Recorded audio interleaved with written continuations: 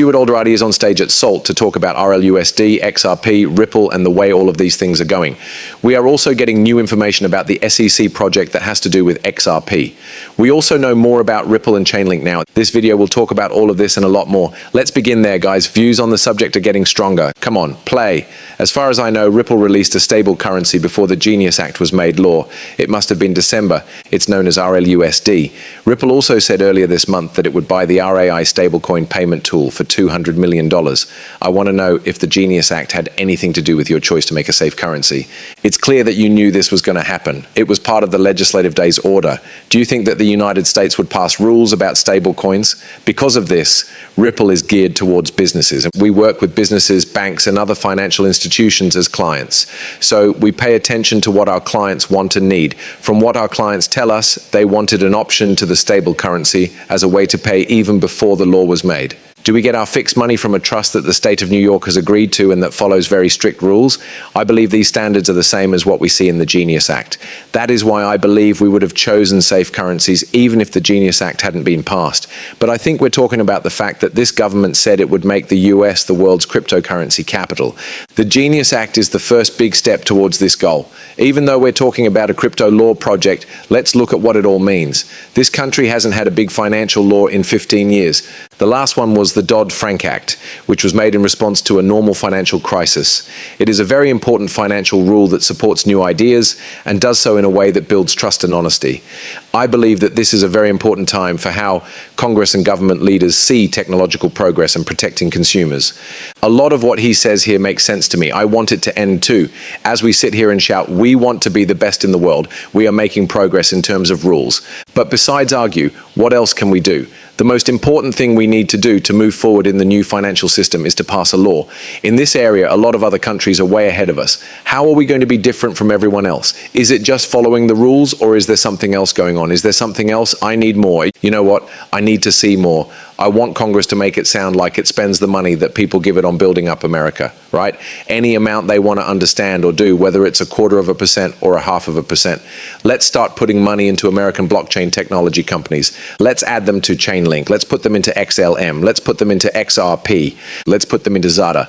We are the best, but let's do more than just say that. We need to do more. This is Stuart Alderoty. To say it again, XRP is not a title. At some point, we need to make them do something. Let's have fun there. We need to be clear. Lower IC shouldn't cause a fuss, right?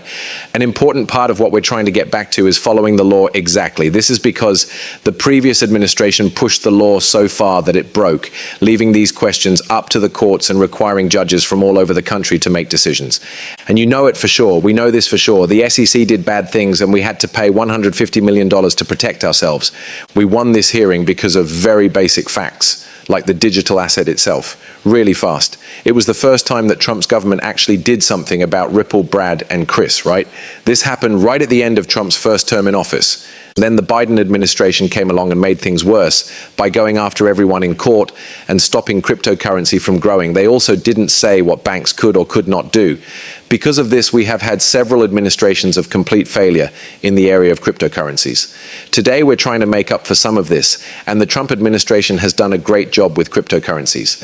Still, I'd like to see more. You know, I could be on my own island asking for more, but I think many of you at home, especially those of you in the US who watch this station, should have the best businesses, digital assets, and new ideas in the world. And it's fine to say that, but we need to back these businesses. We need to give them the money or anything else they need to do well on the world stage. We'd like other countries to use our tech. There's more to it than just telling you to use our tech. All of this needs to be interconnected, and we need to show them why it makes sense. This is called compatibility. One of the main ideas behind what the Senate has proposed is that BELT is not a protection. But I believe that we need to give innovators peace of mind, whether it's the law on clarity or the Senate plan that will be merged.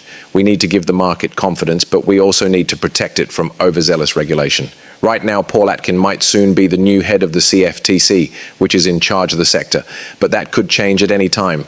The goal of these laws is to protect the industry, the markets, and the public. They also protect us from over-regulatory actions. I believe we should be careful not to make things too hard. The field is very, very difficult, and other people in this group know more about technology and rules than I do.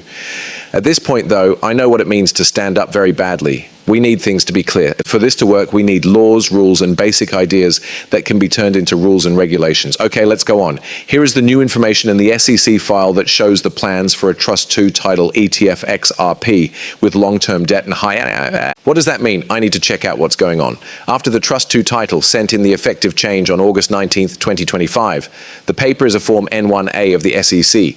The Both Securities Act of 1933 and the Investment Company Act of 1940 allow them to make changes to their registration statement. Along with the addition of the Sol 1 ETF, change number 405 also adds the Defiance Leverage Long Plus Income XRP ETF to 2 other series. The deposit means that these changes will take effect 75 days after the deposit. Why does this matter for XRP and Ripple? The file clearly offers an ETF, or electronically traded fund, that is meant to give investors a way to gain exposure to XRP, the cryptocurrency that Ripple Labs created.